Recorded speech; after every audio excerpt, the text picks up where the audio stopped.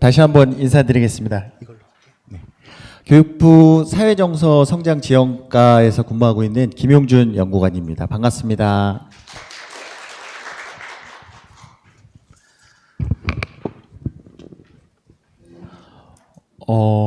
지난 연말에 저희 정신건강 관련된 성과 보고회 진행을 했었는데요. 그때 와주셨던 담당자 선생님들께서도 이렇게 보이시는 것 같습니다. 작년에 이어서 저희 교육부에서도 계속 학생들 마음건강 관련된 업무를 진행을 하고 있고요. 교육부 같은 경우는 새로 이제 조직이 신설돼서 사회정서 성장 지원과로 이제 마음건강 관련 업무를 총괄해서 진행을 하고 있습니다.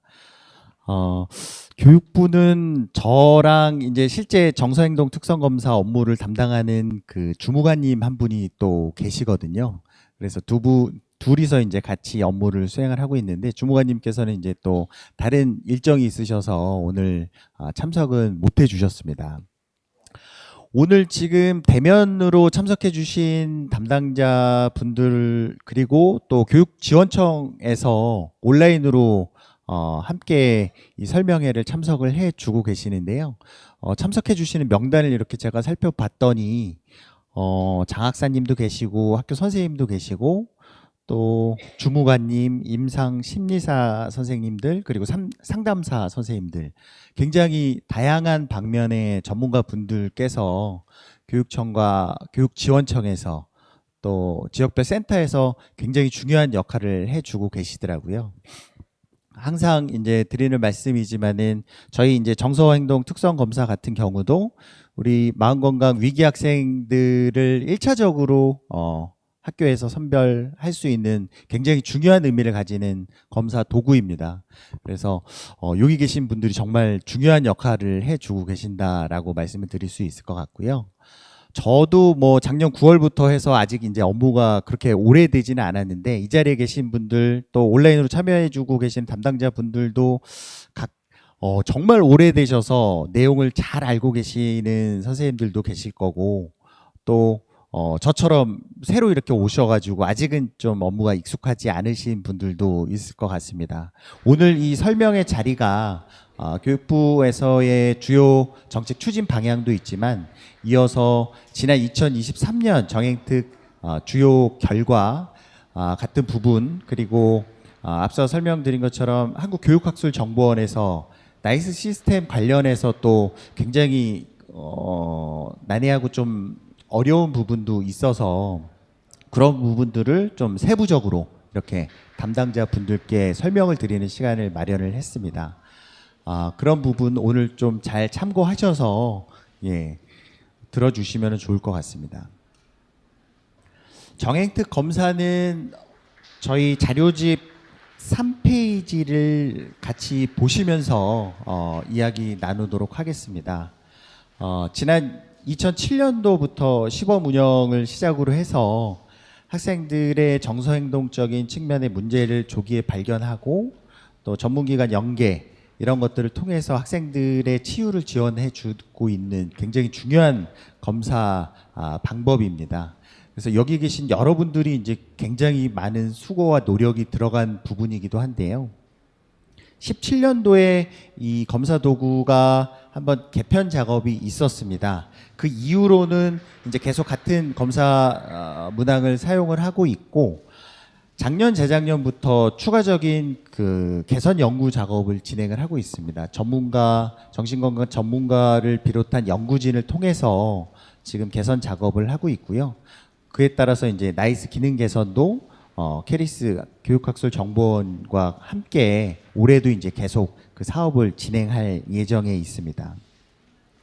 전체적으로 자료집에 나와 있는 내용들은 이미 이제 여러분들이 많이 알고 계신 내용이기도 하고요. 대부분의 내용은 이제 쭉 참고를 해 주시면 될 것 같고요. 4페이지에 보시면은 추진 체계가 나와 있습니다.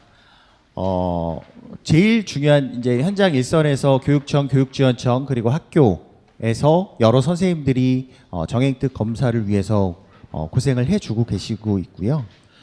이와는 별도로 학생 정신건강지원센터에서 정행특 관련된 매뉴얼 그리고 전반적인 운영을 지원을 해주는 역할을 하고 계십니다.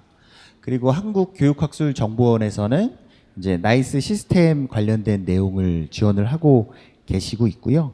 지역사회 유관기관 같은 경우는 아시다시피 전문기관 2차 연계하는 경우에 있어서 위센터도 있지만 지역의 병의원 그리고 여러 가지 이제 전문기관 통해서 이제 우리 학생들이 어려움을 겪을 때 지원을 받고 있는 체계라고 보시면 될 것 같습니다.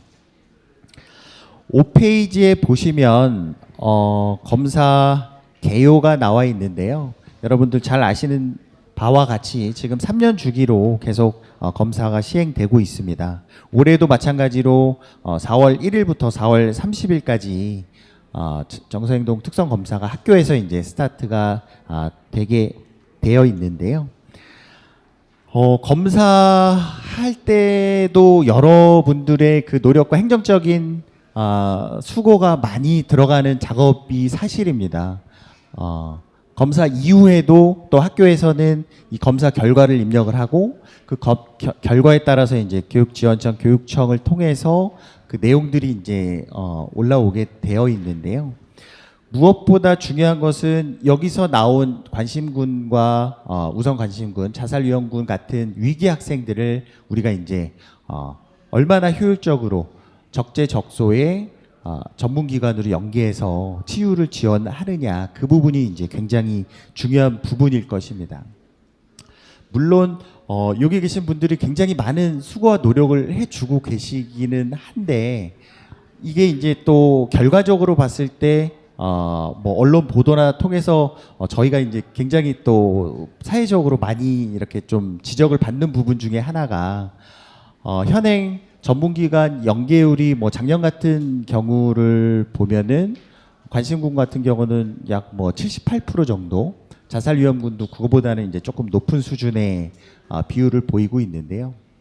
그렇다면은 그 나머지 20% 정도 연계가 되지 않는 학생들에 대해서 우리가 어떤 해결책 그리고 대안을 가지고 접근을 해야 될 것이냐, 그런 질문에 대해서 많이 이제 또 말씀들을 주고 계신 상황입니다. 현장의 그 사례들을 이렇게 보면은 조금은 안타까운 점이 얘기를 들어보니까 이제 학교 선생님들도 굉장히 고생을 많이 해주시고 또 많이 이제 노력을 통해서 전문기관 연계해가지고 이 학생들 이제 계속 후속 지원을 하고 있는데 그런 사례 케이스들이 이 시스템 상에 담기지 못해서 놓치는 경우가 또 일부 있다고 하더라고요. 그래서 물론 수치적으로 78%, 80% 그것이 이제 모든 것을 말해주는 것은 아니지만은 저희가 이제 같이 일하는 그 업무 담당자로서 그 내용을 살펴보면은 이런 것들도 사실은 우리가 한 노력에 비해서는 굉장히 좀 아쉬운 부분이 아닌가 그런 생각이 들었습니다. 그래서 여기 계시는 교육청 담당자분들 그리고 온라인 통해서 하고 계시는 지원청 담당자 선생님들께서도 이제 이런 부분을 좀 유념해 주셔서 학교에서 그리고 교육청, 지원청에서 열심히 노력하시는데 또 반영이 안 돼서 이렇게 반영이 안 되는 그런 경우가 없도록 좀 챙겨봐 주시면 더 좋지 않을까 그런 생각을 해봤습니다. 이거와는 별도로 연계가 안 되고 있는 학생들 20%의 그 원인 아마 좀 이따가 저희 학생정신건강지원센터에서 23년 결과 부분 발표할 때도 이제 말씀을 주실 수도 있을 것 같긴 한데요. 이제 연계가 안 되는 가장 큰 원인 중에 하나가 학생이나 이제 학부모가 동의하지 않거나 거부하고 반대하는 경우가 이제 굉장히 큰 비중을 차지하고 있는 것으로 나타났습니다. 이러한 어려움 때문에 이제 일선 학교에서는 선생님들도 굉장히 노력을 많이 해주고 계시고요. 또 학교에서 여러 담임 선생님, 교과 선생님, 상담 선생님 노력을 많이 해주고 계시는데 이런 부분들도 저희가 자체적으로 교육부 그리고 학생정신건강지원센터 통해서 좀 역량 강화를 하시고 또 많이 이렇게 좀 연수를 통해서 이런 부분을 좀 확장시켜서 계속 그 지원을 더 잘해 주실 수 있도록 연수도 이렇게 계획을 하고 있습니다. 그런 부분도 참고를 해 주시면은 좋을 것 같고요. 그리고 아까 이제 제가 말씀드렸다가 이제 잠깐 다른 부분으로 갔는데 연계가 안 되고 뭐 학생들이 이제 학부모님이나 거부하는 경우에는 지역별로 지금 정신건강 전문가 선생님들께서 이제 학교 방문을 해서 서비스를 해주는 학교 방문 사업이 또 운영이 되고 있습니다. 학방 사업에서도 굉장히 또 중요한 역할을 해주고 계시거든요. 이렇게 연계가 안 되고 거부하는 학생들을 학교에 방문해서 또 컨설팅 안내도 해주고 계시고, 그리고 또 지역별로 제가 얘기를 들어보니까 일부 지역에서는 단순히 이제 학방 사업에서 전문가가 나가서 안내하고 별도 이제 전문기관 연계만을 이렇게 설명해주고 안내해 주시는 것에 그치는 것이 아니라 실제 상담으로까지 이렇게 이어져서 지원을 해주고 계신 지역도 있으시더라고요.